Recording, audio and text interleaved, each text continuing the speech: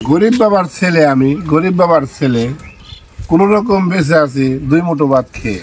ছিঁড়া জামা খালি গায়ে দিন কেটে যায় মোর, দুঃখ কষ্ট যন্ত্রণা হয় নাই আমার দূর। অন্ন জোগাড় করতে বাবায় জড়াই দেহের গাম, গরিব বলে আজকে আমার কেউ দেয় না দাম। কি অপরাধ বলো আমায়, কি অপরাধ বলো, ধনী গরিব তফাৎটা আমায় একটু বলো। নিজের কথা না ভাবিয়া কষ্ট করে দৈনিক, এরা হলো পৃথিবীর 1 নম্বর সৈনিক। মাথার গাম পায়ে ফেলে অর্থ করে আয়, সেই অর্থের টাকা দিয়ে 2 মুঠো ডাল ভাত কিনে খায়।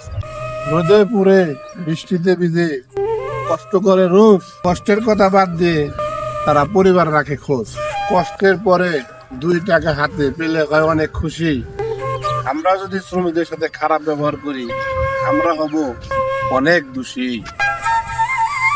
উচিত কথার ভাত না, এটা আমি ভালো করেই জানি, তারপরে উচিত কথা বলেই যাব, কারণ ভাত আমার কাছে ভালো লাগে না। সব ভালোবাসা ব্যর্থ হতে পারে, কিন্তু মায়ের ভালোবাসা কখনো ব্যর্থ হতে পারে না। মা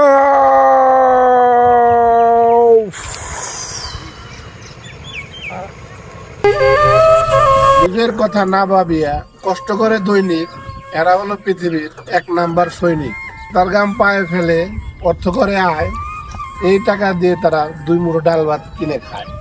রোদে পুরে বৃষ্টিতে ভিজে কষ্ট করে রোজ, কষ্টের কথা বাদ দিয়ে এরা সবার রাখে খুব।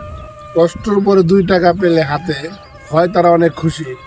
আমরা যদি শ্রমিকদের সাথে খারাপ ব্যবহার করি, আমরা হব সবচেয়ে বড় দোষী। সাক্ষী প্রমাণ থাকার পরেও বিচার হয় না দেশে, অপরাধীরা ঘুরে বেড়ায় মুস্কি হেসে হেসে। টাকার জোরে বেঁচে যায় হায়রে দেশের আইন, সন্ত্রাসীরা খোলাখুলি ঘুরে বেড়ায় দেখতে লাগে ফাইন। একের পর এক নির্মমতায় বিরক্ত দেশের মানুষ। আরে মানুষের জীবনে কোনো দাম নাই, মনে হয় রঙিন একটা ফানুষ।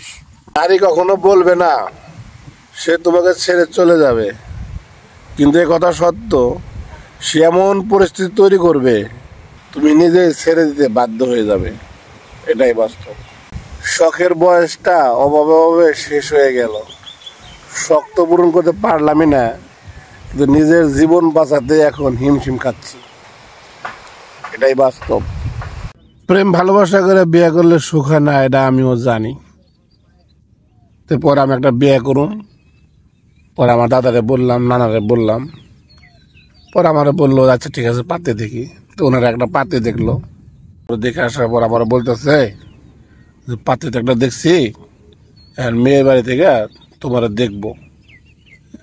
পরে আমি হাসি করলাম ঠিক আছে, তাহলে মনে পছন্দ হয়েছে, তাহলে যাই মেয়েটা দেখে আসি। পরে আমি আমার 2-3 বন্ধু টন্ধু নিয়ে গেলাম। যাওয়ার পরে সেই মিষ্টি মিষ্টি দিল, খাইলাম, দেয় দিয়ে পাড়ার কাজ চলছে।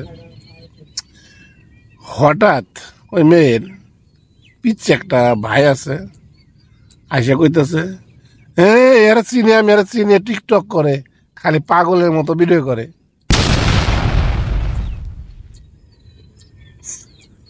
পর আর কি, মেয়ের গার্জেন বললো নাই ছেলের সাথে আর বিয়ে দিব না।